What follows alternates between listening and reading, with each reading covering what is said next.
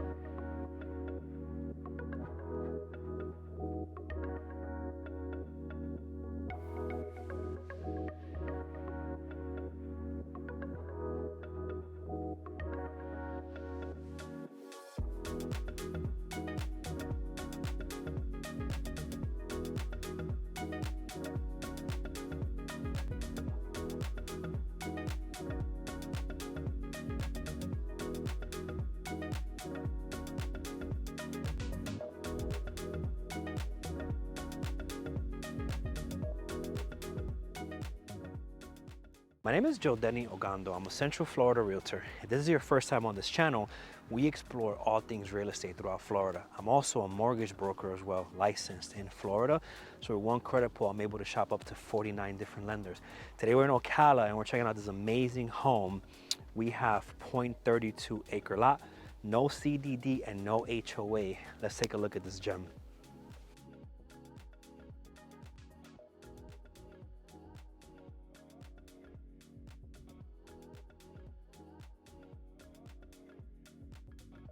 One of the first things I want to point out, other than that massive driveway you have there in your nice two-car garage, is you have this little front patio right here.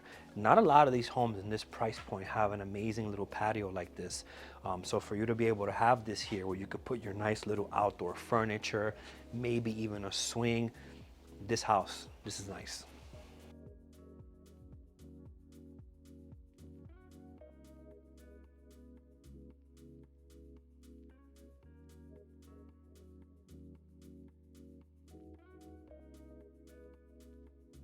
So the house has 1322 square feet. It's 3 bedrooms, 2 bathrooms, listed right under $280,000. It's a brand new home, no HOA and no CDD, sitting on a .32 of an acre lot.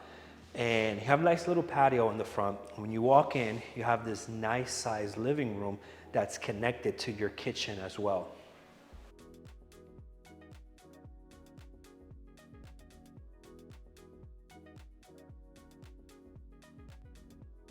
With the lender, for the preferred lender from the builder or seller, they're actually doing a 4.75% interest rate.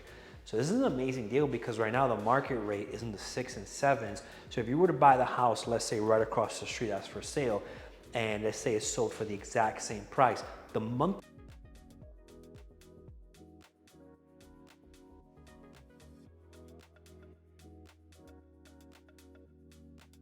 monthly payment will be astronomically different because of the interest rate that the builder's preferred lender is giving on this one. Now that means I won't be able to help you with the financing, but I'll still be able to help you with the real estate part of it. So this is your kitchen here. Amazing, amazing kitchen. You have a nice little light fixture here. You have a dining area here. Beautiful countertop. Colors are amazing in this house. I like the dark colors, the light colors, the mixture of that. What do you think about this kitchen?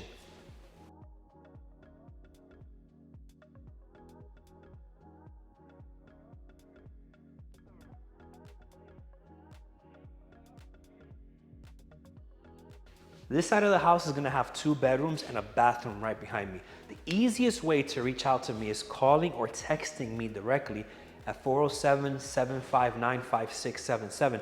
The number is gonna be somewhere on the screen as well as down in the description as well. So what I like about the floor plan is you got the 2 bedrooms over here, and then you have the privacy of your primary suite on the other side of the house, right next to your laundry room as well as your 2-car garage also.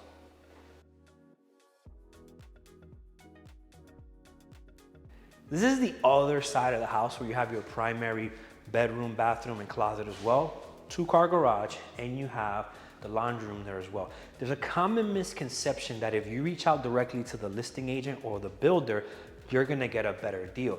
It's actually far from the truth. Would you hire the same lawyer in divorce court that your spouse would be hiring? I think not. So what you want to do is you want to reach out to me so I can fight for you to get you a great deal.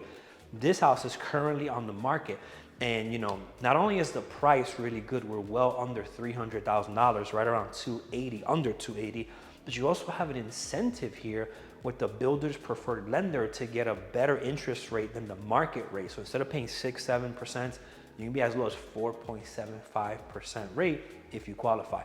Now let's go back to the studio and talk about the home buying process. All right, so we're back at the home studio for a little bit. For those of you who have seen my videos before, you know what I'm about to talk about, so you can finish the video now. For those of you who are new here, this is where we're gonna talk about the steps of buying a home, some of the numbers associated with that, and as well as some things to look at as far as life expectancy goes with some of the big items. So as far as like some of the steps when you're buying a home, one of the first steps is consulting with a real estate agent like myself. We're able to put together like a synopsis of like what you're looking for, your time frame, budget, and especially with someone like me, I'm also able to help you with your mortgage needs. I'm also a licensed mortgage broker account executive. So with one credit pool, I'm able to shop multiple lenders at one time to see what type of programs you qualify for, what type of options there are, if there's any down payment assistance programs. We have all sorts of different programs being a mortgage broker. So after we get past that initial consultation of kind of like seeing what you're looking for, and some of my clients call me from other states, so this could be like a Zoom call, this could be a phone call, but there's a lot of times where someone calls me, right? They're hyped up, they saw my video on a weekend and they call me and they're like, oh, I'm looking for this, start sending me this, and then completely ghost. And then there's times where we take the extra step of doing that consultation and actually talking about the goals and everything, and those relationships have blossomed into actual transactions, and those nurtures were so much better. So depending on how motivated you are, I'm gonna pick up the phone or call you back, but you get to decide where it goes next, where it's just a property list being sent to you that doesn't go anywhere because you have 30 different realtors sending you property lists, or if you actually need someone like me who sold hundreds of homes, is also in the mortgage industry as well as the real estate industry, and actually knows what they're doing and have gone through many different scenarios where I might have, a thing or two I can, help you with on your journey. So you get to decide that. But basically, you first want to do that consultation and talk about what the needs are. Then we want to start putting the property list together, tailored to like how, what you're looking for. And I do this two ways. I have an automated search and I have a manual search. Sometimes the automated search goes out too many times where it ends up in your junk or spam folder. After we've identified the properties that you want to check out, we go check them out either in person or we'll do a video tour for you where we'll send you like a recording of it or virtual tour. And then we want to negotiate the offer. So those steps are, consulting with an agent, putting the property search together, getting pre-approved if you need to, or having your proof of funds ready, seeing the properties, negotiating an offer. Then we get into the contract. Now we're helping you handle the communications between the title company, the home inspectors, the appraisers, the lenders, the surveyors, everyone that's involved in the transaction. So you want to get a home inspection within the first week, as well as start the escrow file with the title company. Then in the second to third week, we want to get, the appraisal ordered, the survey ordered, the title company is working on the title work, lenders working on the lending work. I'm making sure like a puppet master that everyone's doing their part and communicating with everybody. And then around the third to fourth week, we're wrapping things up and we're trying to see, was there any issues, any repairs, any renegotiations, any appraisal issues, any cloud on the title or title issues, or anything that can go wrong, to try to clear that up before we do the final clear to close. Within 72 hours of that property closing, title company is they're gonna try to be ready, lender's gonna be ready, they're gonna rebalance numbers, you're gonna see the numbers, and we're gonna see what you're gonna sign at closing as far as a settlement statement goes a few days before the closing. Sometimes the day of or the day before, but normally you'll have access to that before you get to like the closing table, so there's no surprise on what the numbers are gonna be. And in all those steps, it could take anywhere from 3 weeks to like 6 weeks or even longer, depending on, what could go wrong. And who you work with does matter, because sometimes we can kind of like see in advance, this might be an issue. For example, I went to a property and I saw that one of the panels on the electrical was outdated. And I simply made a comment that this might need to be replaced and it might cause insurance issues. And lo and behold, yes, it caused insurance issues. And then that property was still on the market like a few months later also, because the seller was trying to truly sell it as is. And we were trying to explain that in its current condition, it's not insurable to new standards. So who you work with does make a difference on sometimes how the journey is going to go. Now, when it comes to life expectancy on some of the items on the house, I have like a pamphlet here, which an inspector gave me, kind of like detailing what the life expectancy is. Now, this can change based on, you know, how you maintain those items and everything. But something to keep in mind when you're buying a resale home or even a new construction home is the life expectancy of a roof can be anywhere from 12 to 15 years if it's shingles. So sometimes you'll get it like pressure washed or cleaned up real good, but the inspector's job is to determine how much life is left on that roof. And if there's not a lot of life left on it, the insurance companies might give you issues when you're trying to buy the home, trying to reinsure that.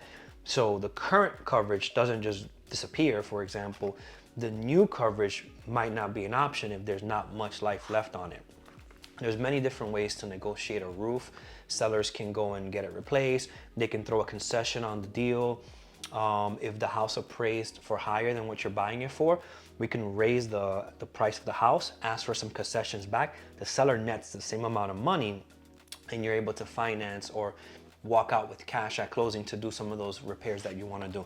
Now, getting insurance temporarily sometimes is an issue as well if you have one of those big items that need, you know, to be addressed, but we have our workarounds that we've done before. So as far as like roofs go, 12 to 15 years. If it's a standard shingle, if it's a metal roof, you got up to 60 years coverage there, 60 years. Now, as far as cooling goes, central air, 10 to 15 years, depending on how you maintain it.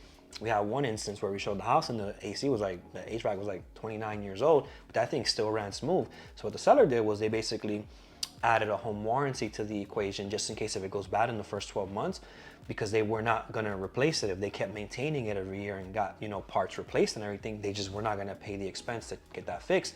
And it was almost a deal breaker, but it was working perfectly fine, and the buyer was okay with getting a home warranty on it.